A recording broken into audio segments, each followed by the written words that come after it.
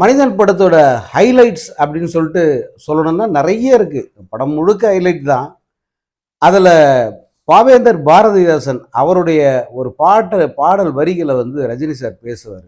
இந்த ஓடப்பர் ஒப்பப்பர் அப்படிங்கிற அந்த ஒரு பாட்டை வந்து ரஜினி பாடுற விதம் இருக்குல்ல, பாடுறது இல்ல அது, அந்த கவிதையை வந்து ரஜினி உச்சரிக்கிற விதம், அவர் உச்சரிச்சதாலேயே கூடுதலாக இன்னொரு அழகு அந்த பாடல் வரிகளுக்கு வந்த மாதிரி அழகு, ஆவேசம் எல்லாமே அந்த பாட்டு வரிகளுக்கு வந்து கிடைச்சிரும். நீங்கள் படத்தில் பார்த்தீங்கன்னா ரொம்ப சென்சேஷனலாக இருக்கும் அந்த இடமெல்லாம். அதில் ஹைலைட்ஸ்ன்னு சொல்கிறதுனால சொல்கிறேன். இந்த பாட்டெல்லாம் எப்படிப்பட்ட ஹிட்டுன்னு உங்களுக்கு எல்லாருக்கும் தெரியும். அதில் குறிப்பிட்டு சொல்லணுன்னா வைரமுத்தோட வரிகள். வைரமுத்தோட எல்லா வரிகளுக்கும் நான் காதலன் கிடையாது. ஆனால் எனக்கு இந்த மனிதன் படத்தில் அந்த வானத்தை பார்த்த பூமியை பார்த்த அந்த பாடலின் அத்தனை வரிகளும் மனசுக்கு ரொம்ப நெருக்கமானவை, ரொம்ப ரொம்ப பிடிச்சவை. யாருமே எழுத முடியாது அப்படியெல்லாம் அந்த காலகட்டத்தில்.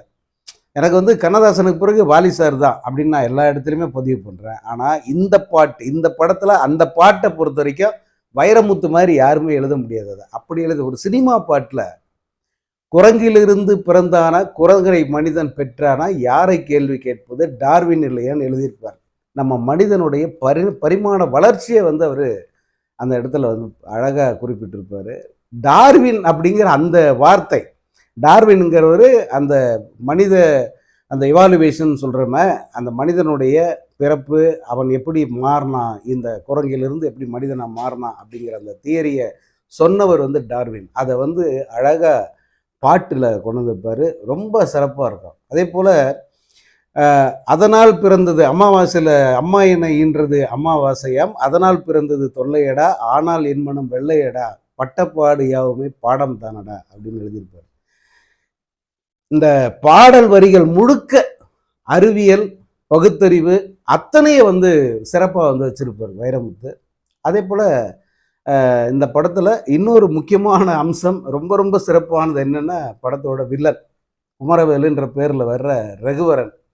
பின்னி இருப்பான் மனுஷன். நிறைய வில்லன்கள் படத்தில், வினு சக்கரவர்த்தி, சோ ராமசாமி, இப்படி நிறைய பேர். அதில் ஒரு ரகுவரன் வந்து ஹைலைட்டு.